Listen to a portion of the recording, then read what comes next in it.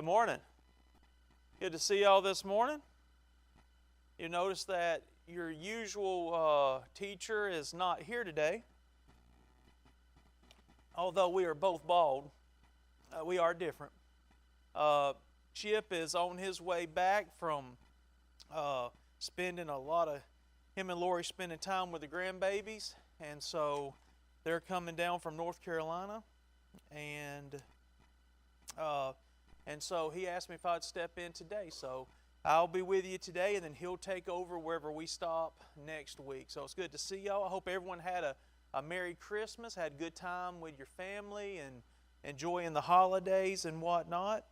If y'all are like me, you probably got a lot of stuff you still got to put together, and you probably ate too much, right? But it was a good time. It was a good time. It's a good time with family. It's a great time to make those memories, right? Before we get into our Bible study this morning, if you will, pray with me, please. Heavenly Father, we are grateful for another day that you give us, allowing us to wake up, to take breath, and to have another day, Lord. And we're grateful that on the first day of the week that we get to come together to our Bible study, to be able to look at, as we're going into and studying the book of Joshua, Lord, look at your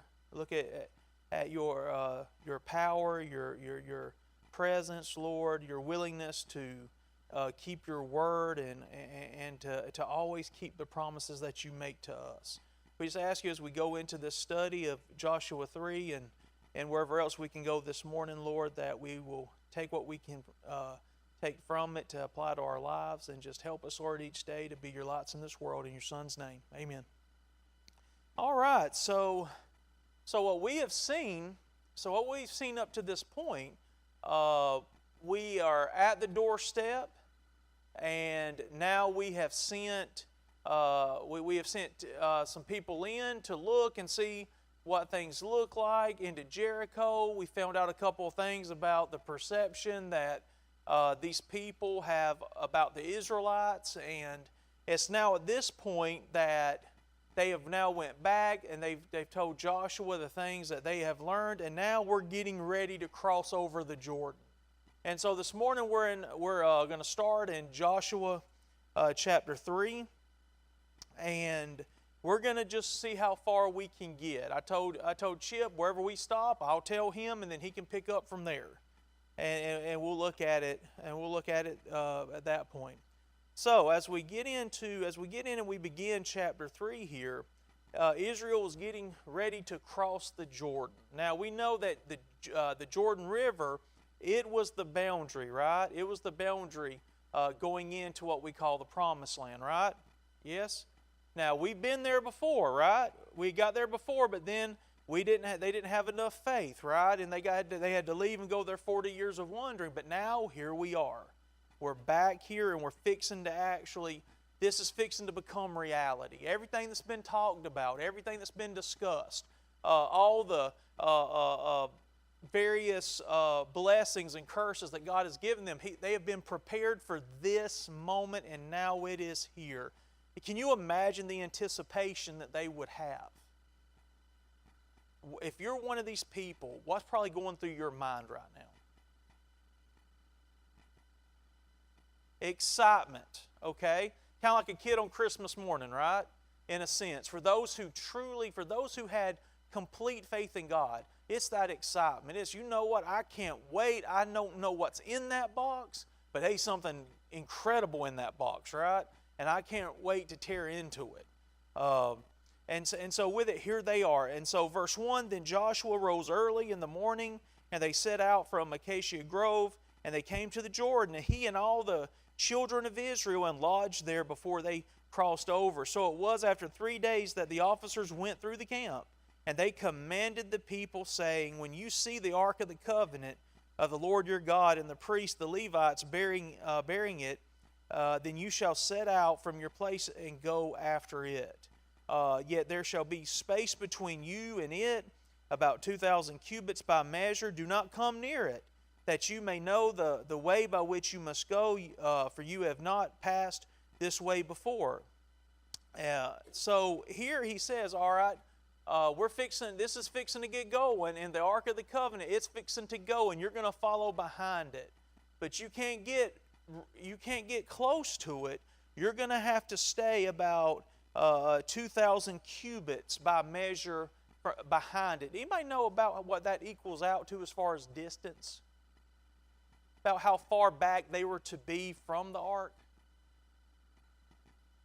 Okay, so I equated that to over half a mile. That's a long distance, ain't it? Have you ever tried? How many of y'all have walked a mile before? I remember when we played basketball back in the day, we had that first week of basketball, right? And what do they typically call that first week? Anybody know? Gut week. Because you puked your guts out, right? And to see if you were going to be able to make it through it. And I remember over at Eccles, we had, they had put this track in by the gym and by the ag building. And it was just one of those circles, right? And a mile was 4 of those circles. And I can remember, the coaches would say, hey, if you want to make this team, you got to be able to run. You got to be able to run that in so much time. Now, he had to go back and change his original adjustments. I think he maybe overcalculated our abilities, and he had to raise that time stamp up a little bit. But that's a long distance, y'all. That's a long distance. And so with that, they were to follow behind. Verse 5, and Joshua said to the people, sanctify yourselves, for tomorrow the Lord will do wonders among you. And then Joshua spoke to the priests, saying, take up the Ark of the Covenant and cross over before the people. So they took up the Ark of the Covenant, and they went before the people. So why is it that the Ark of the Covenant why is it going first? Why are not the people just going in immediately, okay? Why does it have to go first?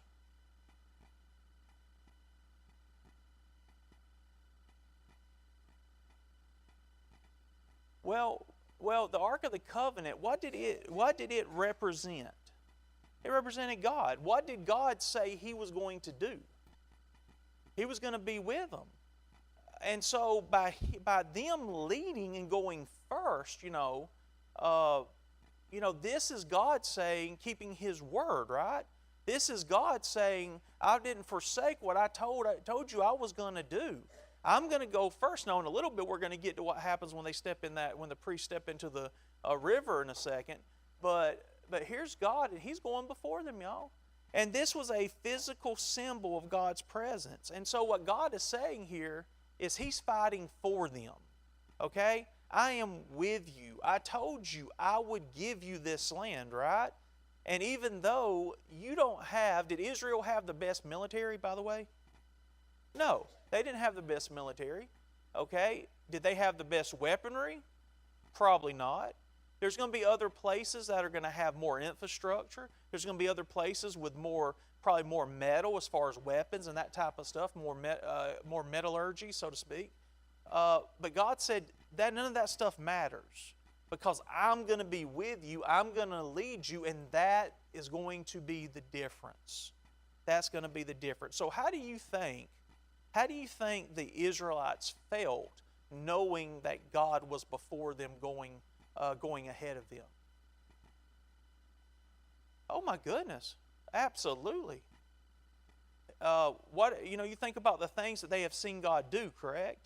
They've seen the literal power of God, right? And He's with us.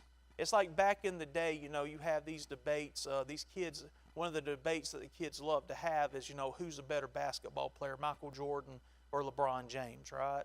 And you hear all these basketball players say, whenever we had Jordan on the floor, we knew we were winning, right? Because he was on our team. And so with that, this is the way the Israelites would have felt. They would have had confidence. They would have had the understanding that this today, everything that's been talked about, it starts now. Okay?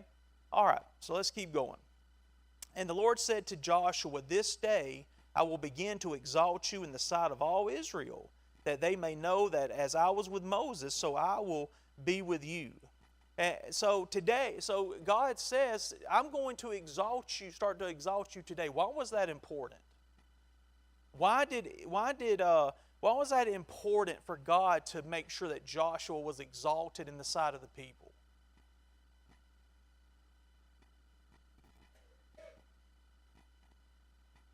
That's exactly right. You know, the people loved Moses, right? They respected Moses. Did they know that God was with Moses? Absolutely they did. Now, here you got a new guy, okay? Sometimes it don't work out well with new leaders, right? You have a good king and you got a bad king, right? You go through the Old Testament, you had good kings, and it's almost like you had a good king and like 5 bad kings, then you had another good king, right? You have good presidents, you have bad presidents, right? Okay? Things happen like that. And so it was important that the people knew that God was with this man. Okay? Because if they can understand and if they can get to the same place with Joshua that they were with Moses, what's that going to do, number one, for the relationship between God and the people, right? Number one, the people are going to continue to trust God because now God's put a stamp on Joshua and his ability to lead, correct? It's important to have that confidence in there. So God says, I'm fixing to exalt you. I'm fixing to exalt you in the sight of these people and let them know that I'm going to be with you like I was with him. He says, you shall command the priest who bear the ark of the covenant, saying, when you have come to the edge of the water of the Jordan, you shall stand in the Jordan. So Joshua said to the children of Israel, come here and hear the words of the Lord your God.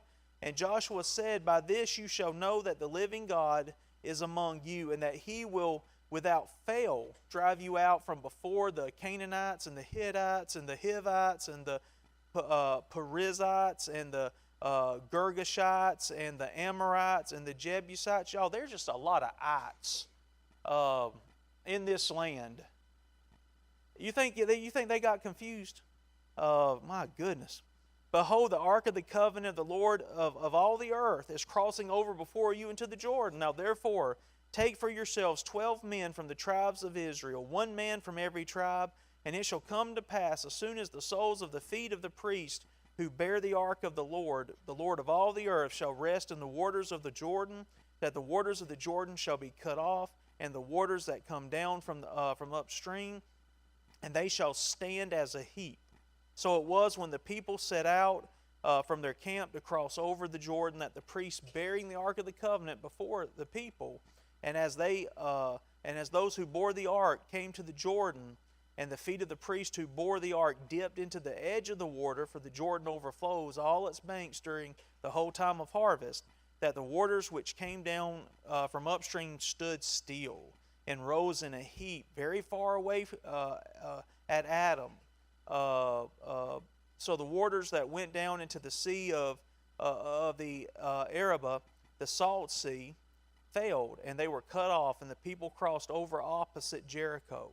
And then the priest who bore the ark of the covenant of the Lord stood firm on dry ground in the midst of the Jordan, and all Israel crossed over on dry ground until all the people had crossed completely over the Jordan. Now, what did you say, Steve? Parted the waters again. Now, you think about this, y'all. When I look at this, when I look at what happens here, what effect does this have? What effect does this have on the Israelites? They know he's going to deliver them, right? He knows they're going to take this land. What did Joshua literally say that God was going to do tomorrow? He was going to do wonders, right? They were going to see things they ain't never seen before. Okay? Does this fit into that? Yeah. Yeah. You know, the Jordan's not some little creek, right? The Jordan's not this little thing that we can wade through, right? This is a big river. And it stands still. Basically what happens is now we can just walk right across. This obstacle, this physical obstacle that separated us from the land that God said He was going to give us, now God has taken away the obstacle. Yes, absolutely. Definitely more proof in their eyes. What was you going to say?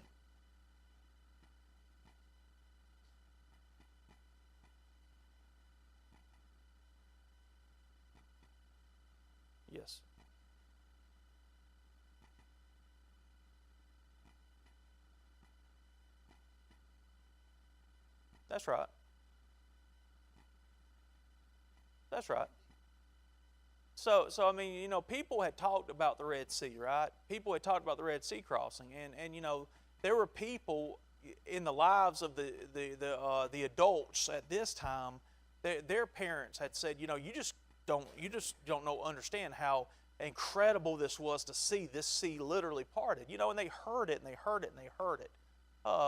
It's one thing to hear something. There's something else to behold it, to see it yourself. Correct? That's an incredible thing. And so for them, it solidified the fact that he's with us, and he's going to deliver these people. The God that can sit here and make this sea or this river stand still, right? What else can he do? Right? What else is he going to do today? And so with them, they knew. They had no doubts in their mind at this point. This is what's fixing to happen. Now, let me ask you this. If you're in Jericho, or you're someone else dwelling in this land, and you see that, now what are you thinking? Now we know how the Israelites feel about this, but how do the rest that see this, how do you think they feel? Yes.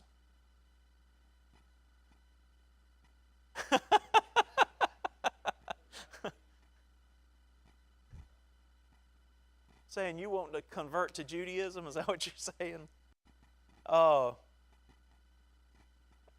So we know from what Chip has covered so far in the first 2 chapters. I believe it was Rahab. She told the spies that the reaction and the attitude of the men of Jericho, the people of Jericho, what did they think about the Israelites before this happens? They're afraid of them. Matter of fact, I think the terminology is their hearts melted, right? They're scared. They've already heard, they heard the stories, right? They heard the stories. You go back into world history, the most devastating empire or people, everybody talks about the Romans and how devastating they were and this and that. Nobody has anything on the Mongols. Okay? The Mongol Empire was, y'all want to talk about some brutality, y'all. These people were on another level. And there were a lot of battles they didn't even have to fight, because just the talk and the stories, right, rattled people to the point they just opened the gates and said, just let us live. Just let some of us live. I'm going to open the gates, get what you want, just let some of us live. The battles were already won. Okay? So you're in Jericho, and you've got your high walls, and, typically with high walls you can see an extended territory, right? They've already heard this, they've already seen this, and now you see this river that you think is your security, right? Even if they cross, they've got to cross by boat, right? It's going to take a while, right? Now you just literally see the river do this. It's like a door opening, and here they come. And you're witnessing this. What is going through your mind, besides the fact that you might want to convert to Judaism?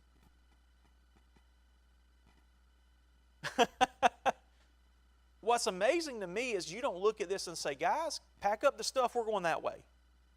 You know what I mean? When you see this happening, you're already terrified, and now you see this. This corroborates what you've already heard. This gives credence, this gives truth to the God of these people. All these gods that we worship, they ain't never done nothing like that. And yet, their one God, okay, monotheistic, their one God, look what he just did, and we see it, right? You go back to Mount Carmel, right, in 1 Kings, where Elijah, right, he basically, some people call it the Super Bowl at Mount Carmel, right? Essentially, you got one guy, one prophet, against all the prophets of Baal, correct? And now let's put the rubber, this is where the rubber meets the road. Let's see which God actually is going to answer the call, right? And we know how that story goes. We know that the prophets of Baal all day long. They do all their little things, and they're yelling, they're screaming, they start cutting each other, da-da-da. No answer. And the God of heaven sent fire, and boom, that thing's lit. Okay? Same moment here. The one true God, the living God, He shows up. Yes, ma'am.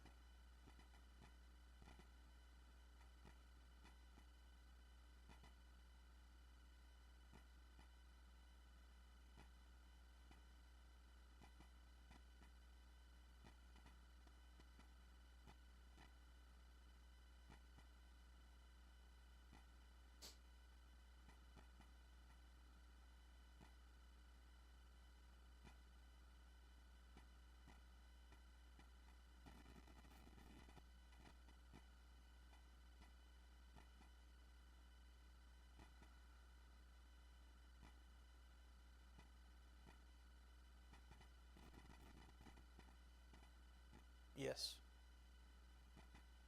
Science is an incredible thing, and I can make science say whatever I want to make science say. I mean, I'll be honest with you. You get to radio, carbon dating, that type of stuff. There's so many flaws within all of that stuff. I can literally, it's like anything. I can make anything say what I want it to say. Now, when we getting back to where we're at in our text this morning, these people now, their fate is sealed. It's just a matter of it coming to fruition, correct? And so it's amazing to me that these people just didn't say, you know what, y'all stay here, we gone. But they put confidence in what? No. People of Jericho. The people of Jericho put their confidence in their walls. They put confidence, y'all. They thought their safety, they are so safe behind these walls, and yet you just watched a God part a river. How secure do you think those walls are from Him?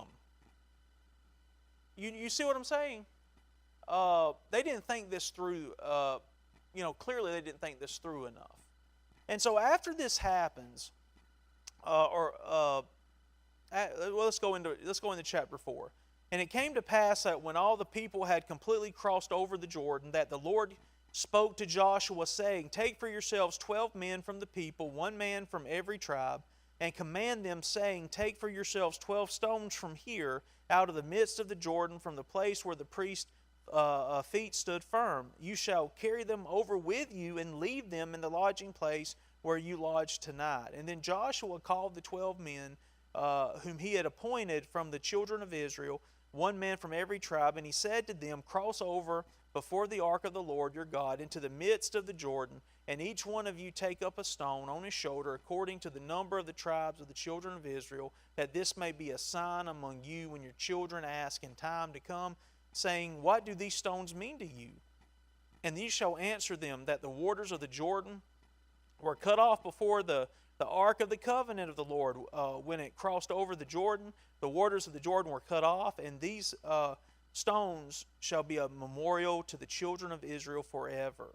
And the children of Israel did so just as Joshua commanded, and took up 12 stones from the midst of the Jordan, according to the number of the children of Israel, and carried them over with them to the place where they had lodged, and laid them down there. Then Joshua set up 12 stones in the midst of the Jordan, in the place where the feet of the feet of the priest who bore the ark of the covenant stood, and they are there to this day. So the priest who bore the ark stood in the midst of the Jordan until everything was finished that the Lord had commanded Joshua to speak to the people, according to all that Moses had commanded Joshua. And the people hurried and crossed over. And then it came to pass, when all the people had completely crossed over, that the ark of the Lord and the priest crossed over in the presence of the people. And so what was the purpose of these stones? Exactly. It's a reminder, okay? It's a reminder, okay? So God wanted people to remember this day and this event, correct? Why? Why is this an important day, y'all? Why is this an important event?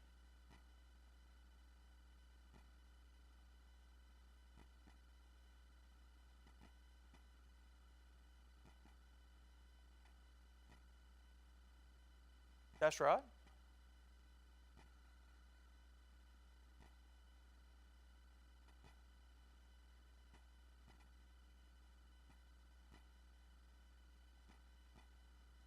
Remembrance about who's leading them, who's giving them this. You didn't do this, right? They didn't do this. God just did this, and He opened the door for you. And here, years to come, kind of like what we talked about a minute ago about the kids who hadn't seen the Red Sea parting, right? Years to come when they ask, how did we get here? How did we settle in this land? Where did it start? People, where do we come from? That type of thing. Well, we were given this land, and it all started when we crossed the Jordan. Matter of fact, if you look, here's the memorial. Here are these stones. Go ahead, Jim.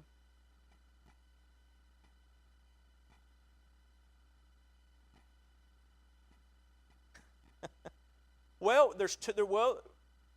touche.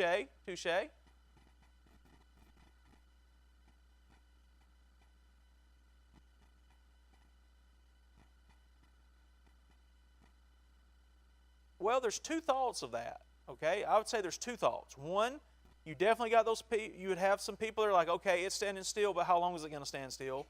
And I'm not a good swimmer, so I'm running, okay? All right? But then I think you also have the people that are so excited that here's the day you've been waiting for, and I can't wait to get over there because I'm ready for this to happen.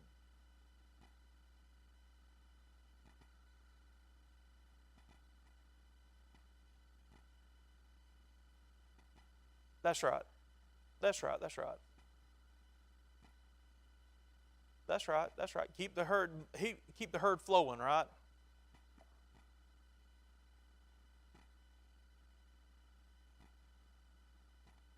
That's right.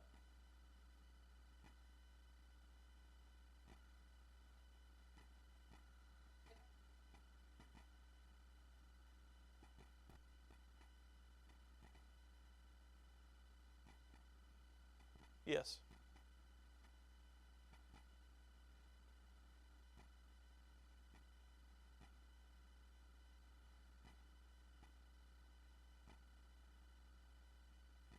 So the rocks themselves were different.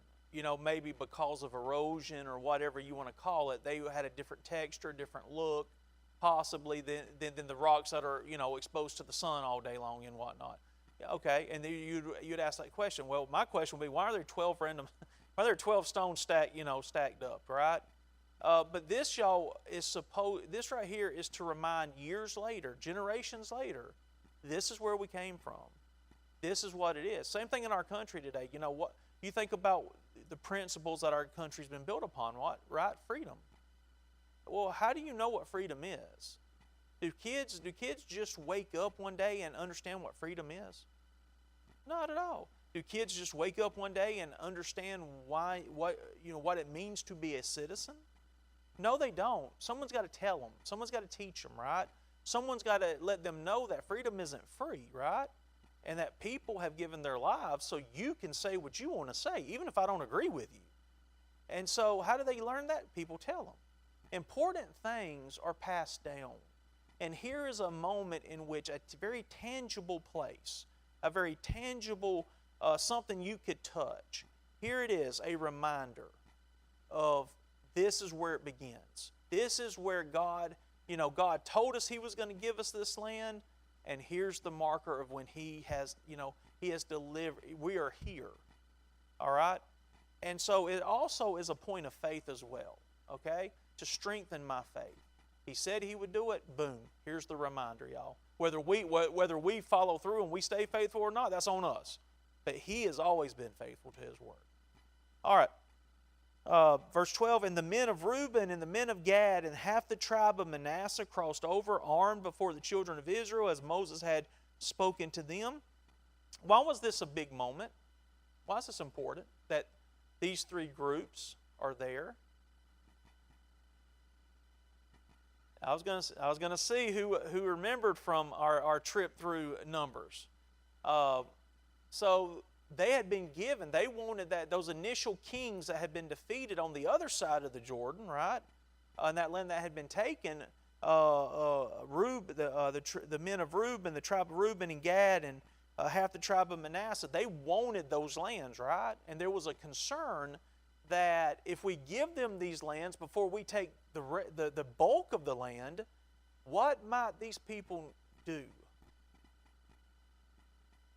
That's right. They might decide, you know what, we appreciate it, but I think we're going to hang over here because they already got their land. And so there would be no need for them to fight because they already got what they wanted. But they made a promise, right? They gave their word to Moses that if you give us this land, when we go into the promised land, we'll be with you. We will fight with you to get all of it. Okay? Now, that's right. That's right. And that speaks to integrity, right?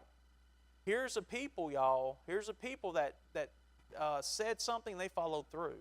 And it would have been real easy to not do that, right? Because you got to think by now they've already started building and working and building homesteads to an extent and that type of thing on of where they're at, right? It's when you get comfortable, it's easy to forget what you've said you're going to do. But they didn't. They followed through with their word. So it's important to remember that because keeping our word is a very important thing. Verse 13, about 40,000 prepared for war crossed over before the Lord for battle on the plains of Jericho.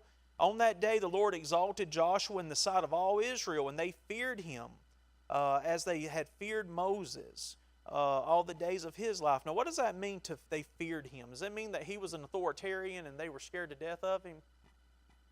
They revered him. That's right. They revered him. Okay? They revered him. They respected him, correct?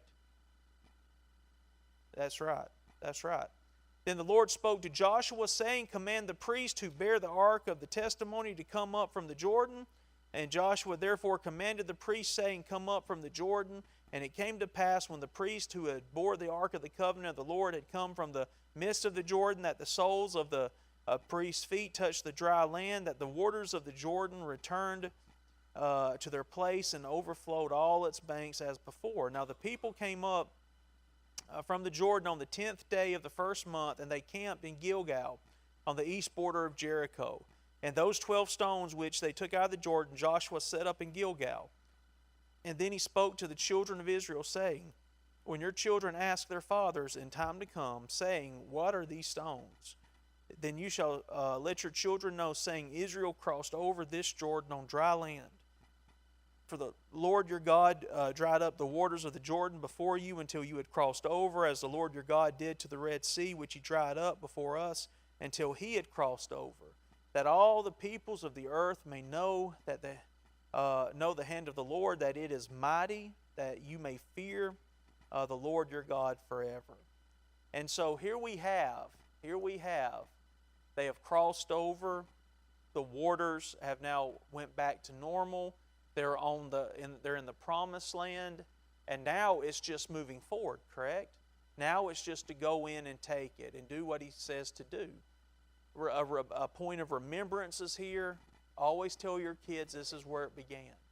This is where it starts. Teach your kids what they need to know. Let them appreciate and know how powerful God is. Okay? That's a lesson to us as well. As I always like to look at practical applications in my life. Here is a physical sign of God keeping his word and God showing how mighty and how powerful he is. We have to do that same thing with our kids and our grandkids, correct? We have to pass these things down as well. Questions are going to come. I'm sure, in generations to come, when you look at what happens, Ken will be going through Judges whenever Joshua is done. You're going to see cycles. You're going to see cycles of people who did not do what they were commanded to do. You go tell your children these things. You tell them who God is. All right? Some did not. They pushed that. They kicked that can down the road to somebody else. And what happened? They left the Lord, right? They left God. Yes, ma'am.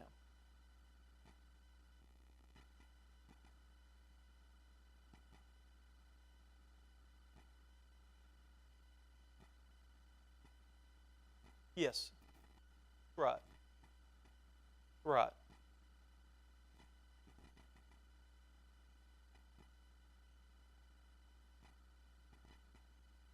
Right. Right.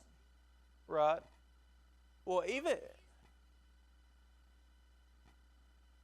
right. Right. Right. Right. Right. Well, and that's a good question. That's a good question. Well, typically, the river being a separation point, right? Even though it was a separation point, you could get a boat and get across. It wasn't like that you couldn't get from one side to the other, because this is not the Red Sea. It's a little bit tougher to do that, right? That's right. And so you could get over. And so this marker, we're not told of any, marker on the other side. We're just told about this marker. Uh, and so with that, did they set up anything? I don't think there was a need to set up anything, because God had already, to think that, the people within the tribe of Manasseh and Reuben and Gad, to look at that and think that there was no kind of interaction between them and the rest would be hard to believe, because everyday interaction, right? Because what's going to happen over time? Trade, right? You've got things where you're at that I need, and I've got things that you need. And so how am I going to get the things that I need from you? Well, it's that type of economy, just a basic economy, in which you're going to have these interactions. There's going to be big cities that are going to be created, right? And these goods are going to be there, so you're going to have to travel to get some of this stuff in some respect. And so there's going to be interaction, and so that marker there is going to be a point of reference for all. Even though they're on the other side of the river, they're not separated, so to speak.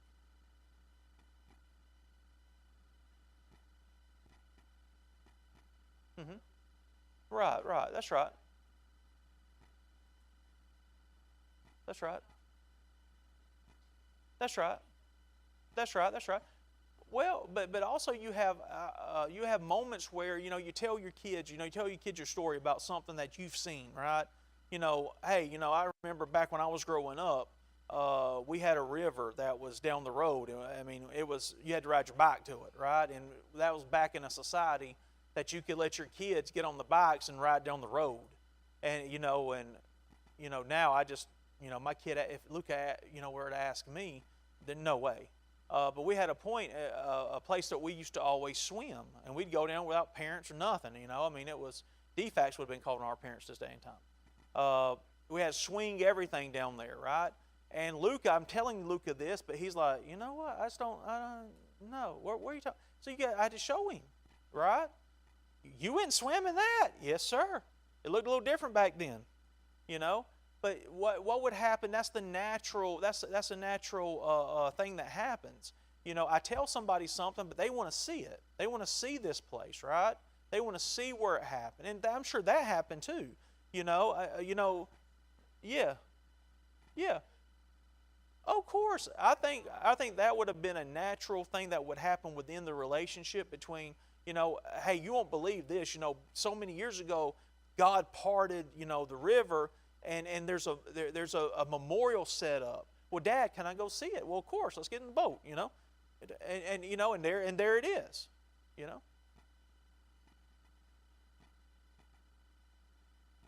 Have I ever seen it? Never been there.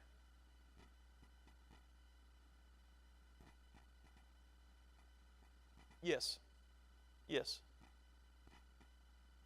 Right. Mm-hmm.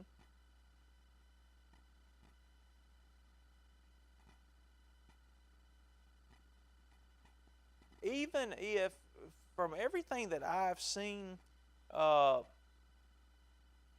the best way to look at that, even in the seasons when it would maybe lose some of its size, it was still deep enough in parts where it wasn't easily, you couldn't wade through it. You couldn't wade through it. And so with that, even in the drier parts, you still got to have something to get across. You know, I mean, as far as like specific feet and that stuff, I'm not sure of. But, you know, the river itself was a very substantial river. All right. Any other, we got about 5 minutes. Any other comments, questions? No? All right. So as we get ready to go in, who's going to be the first combatant that they're gonna meet? Jericho. So here's the first test, right? Okay, you've crossed the river. You're on the other side.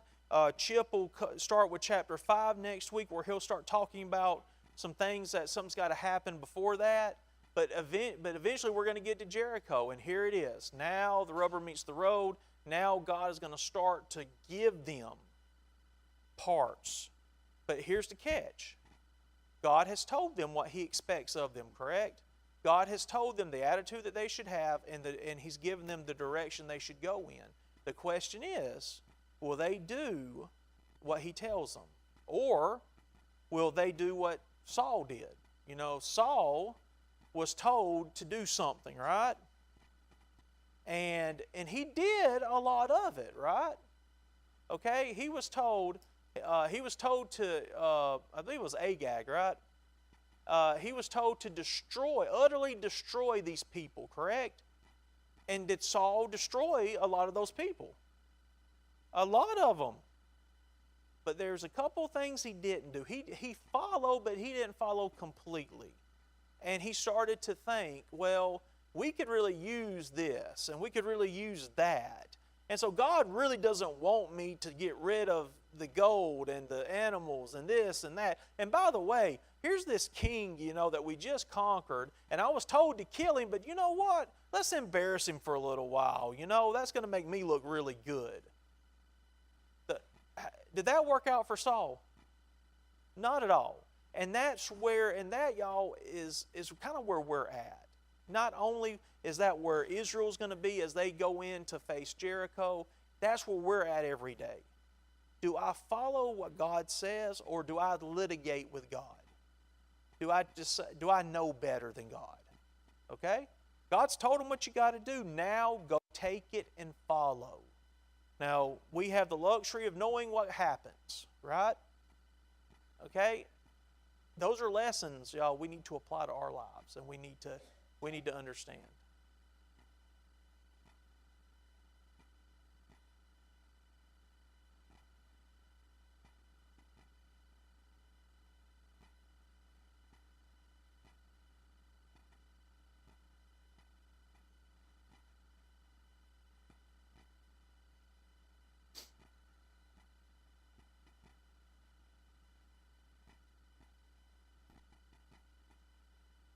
That's a lot. It's a lot. I can imagine, as Jim brought up, I can imagine there were some people that walked a little bit faster. And that was probably, and to be fair, I'm sure there was a lot of people who were walking very fast when the Red Sea parted. You know, we're humans, right? And we had, you know, it's kind of like, you know, I've got faith, but I'm going to walk a little bit faster. You know, and that's what, you know, you look at, you know, what we've done, what people have done, that's typically where we're at. You know, we got to become a people that trust God completely, not just trust God 70% or 80%, right?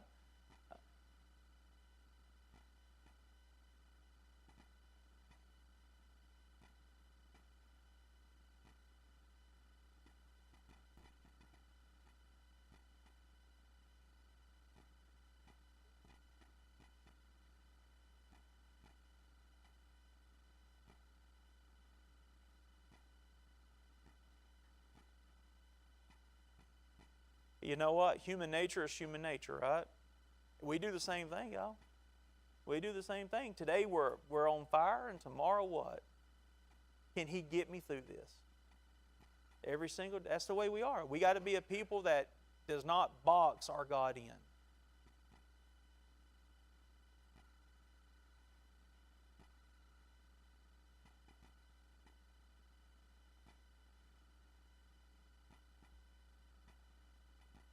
The longer I live, I'm not shocked or surprised anymore. I'm sorry, I'm not. Nothing surprised me. All right.